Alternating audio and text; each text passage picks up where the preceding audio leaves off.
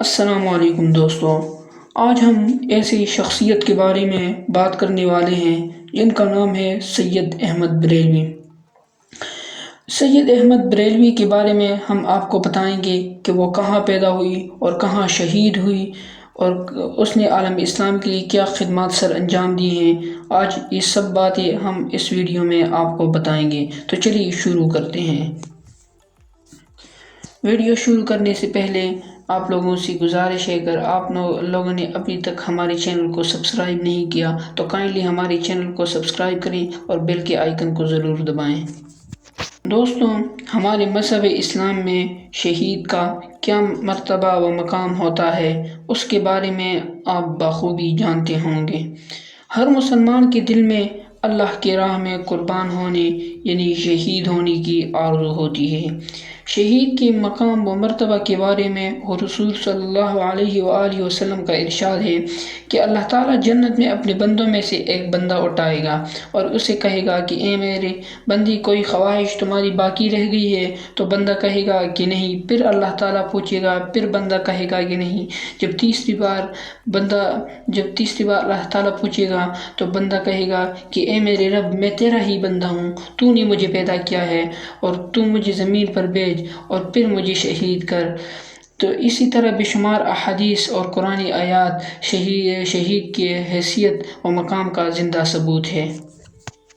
سید احمد بریلوی 29 نومبر 1786 کو ہندوستان میں رائے بریلی میں پیدا ہوئی تھی۔ وہ سید احمد شہید کے نام سے بھی جانے جاتے ہیں۔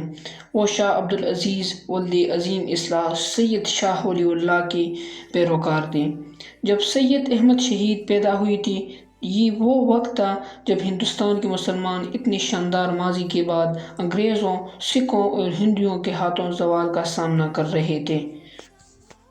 سید احمد بریلوی نے اپنے بچوں کا کمان اپنے آبائی شہر میں گزار دی اور پھر 18 سال میں وہ مزید تعلیم کے لیے دلی کالج گئے۔ وہ ایک انقلابی اسلامی تحریک کے بانی تھے اور ان کے پیروکار انہیں امیر المؤمنین کے نام سے بھی موسوم کیا تھا۔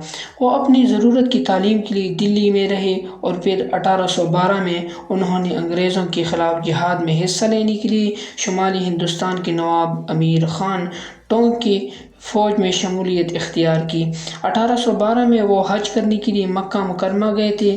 حج کے بعد انہوں نے وہاں کے مختلف علماء کرام اور مفکرین سے ملاقات کی۔ وہ 2 سال تک وہاں رہے۔ 6 اگست 1823 میں وہ ہندوستان واپس آئے۔ اس کے بعد انہوں نے ہندوستان کے مسلمانوں کی مذہبی اور معاشرتی اصلاح کے لیے خود کو وقف کر دیا۔ اس کے بعد وہ 1826 میں پشاور چلے گئے، جہاں سے ان کا حقیقی جدوجہد کا آغاز ہوتا ہے۔ سید احمد اور اس کے 1000 پیروکاروں نے دسمبر کے آخر میں چرسدہ کو اپنا اڈہ بنایا اور وہ اکوڑا میں سکھوں کے ساتھ چیڑ پاڑ کی، لیکن کوئی نتیجہ برآمد نہیں ہوا۔ انہوں نے اسلام کے دشمنوں کے خلاف اپنی جدوجہد کا آغاز کیا، جو اسلام کی بقا کے لیے مہلک خطرہ بن رہے تھے۔ اس کی اصل جدوجہد پنجاب کے سکھوں کے خلاف تھی، جو پنجاب اور ہندوؤں کی شمالی سرحدی خطوں میں اسلام کی بقا کی راہ میں سب سے بڑی رکاوٹ بن رہے تھے۔ ان کا اصل مقصد پشاور کے علاقے میں ایک مسلم ریاست کا قیام تھا، لیکن سکھوں کے خلاف جنگ میں بالاکوٹ کے علاقے میں ان کی شہادت کے بعد ان کا خواب پورا نہ ہو سکا۔ وہ سکھوں کے خلاف مشہور جہادی تحریک مجاہدین کی تحریک کا آغاز کرنے والا تھا، لیکن وہ وہاں شہید ہو گئے۔ دوستوں، آج کی ویڈیو بس یہیں تک تھی۔ امید ہے آپ کو پسند آئی ہوگی۔ اگر ویڈیو پسند آئے تو ویڈیو کو لائک کریں اور ویڈیو کو ضرور شیئر کریں اور چینل کو بھی سبسکرائب کر دیں۔